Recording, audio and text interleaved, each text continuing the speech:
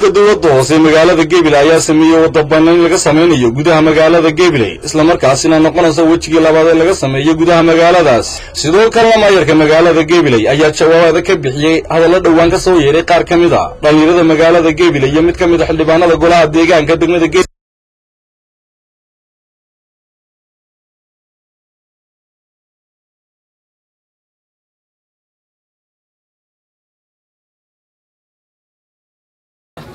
kor loogu qaaday bilicda magaalada waxa hore loo soo dhameeyay xaafadda 18 May ilaa 40 wado laga baneeyay halkan runtii aad baan ugu mahad celinayaa xildhibaanada golaha deegaanka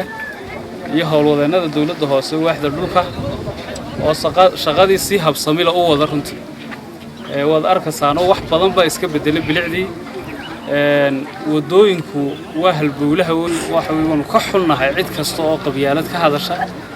cid kastoo isku dayda inay dhiiri geliso cid kastoo isku dayda inay dadweynaha gobolka qoqobaan runtii aad iyo aad baan uga xulnahay raaligelin baan ka bixinaynaa hadallada noocaasa dadkan waa dad mida way nimanka hadlayay waliba qaarkood xildhibaan ay ka mid yihiin laba xaafadood Gabiley ku tilmaamay war haddii labada xaafadood adigu ku muuqdaan dadweyne kala duwan baa gobolka ku nool oo kala qabayla ku nool oo xaq iyo xuquuq siman baa ku nool waxweeye inama qancin karto reehib waxayna qancin karna magaca Gabiley leeyahay Gabiley miyay nagu filaan weyn dadka reer Gabiley waxa ku abtirsadaan magaca Gabiley la ila gobolka Gabiley bay ku abtirsadaan taasayna deeqda waa dad xaq iyo xuquuq siman leh anaga mas'uuliyiin baan u nahay way noo simeeyeen wanaagooga midnimadooda quruxdooda iyo sharaftooda aanu ka shaqeynaa inta aanu shaqada gacanta ku hayno iyo inta kale shalay baanu ka shaqeynay anagoo dibadda joogna maanta aanu ka shaqeynaa berrina waanu ka shaqeyn doonaa waayo wax ifiya aakhiraba meel ugu gaaro kala gur iyo kala qaadqaad meel ugu ma gaaro dadka caadaysta waxyaalaha noocaasna waxaan leenahay war ummadan fidnada kala dhaxbaxa ilaahayna ha ka qabto wixii ummadan xumaanteeda iyo kala gurkeega iyo wanaaggeega aan ka shaqeynay waxa jira runtii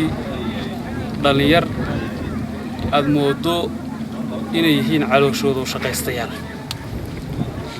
waxa lagu jira waqtigii adduunkan tartan baa lagu jira horumar baa lagu jira dadku hiigsi iyo hami bay leeyihiin ninka tiisiiba isagoo dabooli kari waayay oo tiisiiba waxba u soo kordhin kari la doonaya haddana inuu ummadan inuu danteeda ka shaqeynayo iska dhigayo waxa leeyahay waxa weeye dadka reer Gabiley way kala garanayaan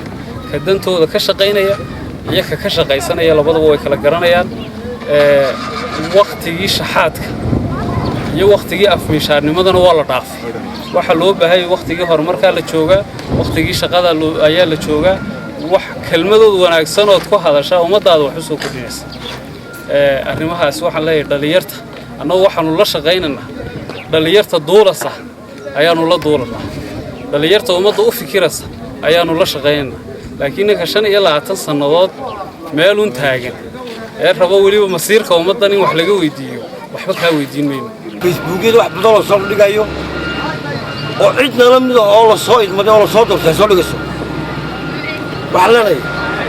walaalo haddii aad u baahan tahay saxaafadda ku biirto saxaafaddu waa ku diyaar waad ka qayb geli kartaa laakiin qofka xildhibaan loo idmaday in uu bulshada shaqadeeda qabto way in Facebook dul fariisto maaha ummadana ay naga wareerin waxaan leenahay horumar ka soo qayb gal halka lagu qabtaan qofka xildhibaanka maaha xildhibaanku inuu wuxuu doono faado si kasta ahaatee arrintan uu ka jawaabay maayarka magaalada Gabiley ayaa ku soo bixi dhawaan markii mid kamid ah xildhibaanada golaha deegaanka degmada Gabiley uu soo jeediyay duqa magaaladaasi ee mas'al raatoona lahayn Wulad Ali Ibraahim Kacase warbaahinta caalamiga SBC gobolka